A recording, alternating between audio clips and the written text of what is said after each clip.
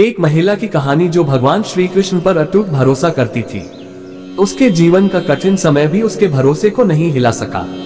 एक अत्यंत गरीब महिला थी जो भगवान श्री कृष्ण पर अटूट विश्वास करती थी। एक बार उसकी स्थिति बेहद दयनीय हो गई। घर में खाने पीने के लिए कुछ नहीं था। कई दिनों से परिवार भूखा था। परिवार की ये हालत उससे देखी नहीं जा रही थी।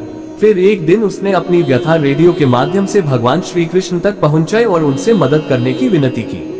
रेडियो का वो प्रसारण एक घमंडी नास्तिक और अहंकारी उद्योगपति ने सुना और उसने सोचा कि क्यों न इस महिला के साथ कुछ ऐसा मजाक किया जाए कि उसकी श्री कृष्ण के प्रति आस्था ही डगमगा जाए। उसने अपने सेक्रेटरी को कहा कि ढेर सारा खाना और महीने भर का राशन उस महिला के घर पर देकर आओ, और जब वो महिला पूछे कि ये किसने भेजा है तो कह देना कि शैतान ने भेजा है। जब सेक्रेटरी महिला के पास सामान पहुंचाने गई तो पहले उसके परिवार ने तृप्त होकर भोजन किया।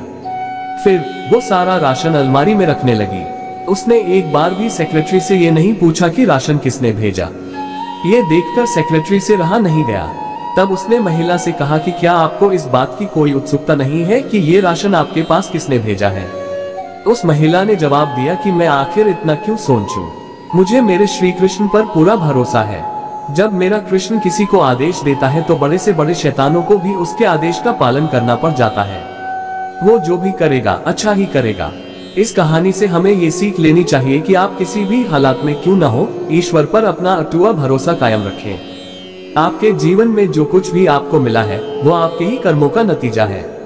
लेकिन जब भी आपको उस ईश्वर की जरूरत होगी और उसे दिल से याद करेंगे तो वो आपकी मदद किसी न किसी रूप में जरूर करेंगे।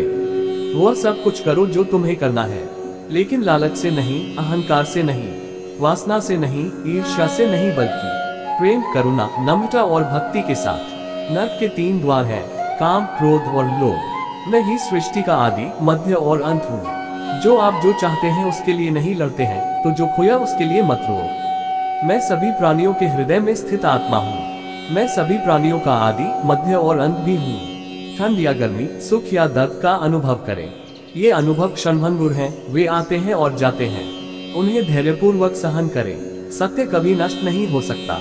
अच्छा करने से नहीं डरना चाहिए। इस शरीर का मोह मत करो, यह तो माटी है, माटी में मिल जाएगा। अमर तो आत्मा है जो परमात्मा में मिल जाएगी। आत्मा की सुंदरता अपने को श्री कृष्ण में लीन करने में मिलती है। जो हुआ अच्छा हुआ। मन चंचल है, इसे और संयमित करना कठिन है, लेकिन यह अभ्यास से वश में हो जाता है। मेरे लिए न कोई घृणित है और न ही कोई प्रिय, न कोई निर्धन है और न ही कोई धनी। बस जो भक्ति भाव के साथ मुझे याद करते हैं, मैं उनका हूँ और वो मेरे। मैं हमेशा तुम्हारे साथ और तुम्हारे आसपास रहता है, चाहे तुम कुछ भी कर रहे हो। जो कुछ हुआ अच्छे के लिए हुआ। जो हो रहा है अच्छे के लिए हो रहा है। जो होगा वह भी अच्छे के लिए ही होगा। आप वही हैं जिसमें आप विश्वास करते हैं। आप वह बन जाते हैं जो आप मानते हैं कि आप बन सकते हैं। जिस इंसान के चारों तरफ नकारात्मक लोग रहते हैं, उस इंसान का मंजिल से भटक जाना तय है। अपने अनिवार्य कर्तव्य का पालन करें, क्योंकि क्रिया वास्तव में निष्क्रियता से बेहतर है। जहाँ भी सभी मनुष्यों के स्वामी कृष्ण हैं और जहाँ अर्जुन सर्वोच्च धनुर्धर हैं, वहाँ भी निश्चित रूप से ऐश्वर्य, विजय, असाधारण शक्ति और नैतिकता होगी। संबंध बड़ी बड़ी बातें करने से नहीं, छोटे छोटे भाव को समझने से गहरे होते हैं। आज मुश्किल, कल थोड़ा बेहतर होगा।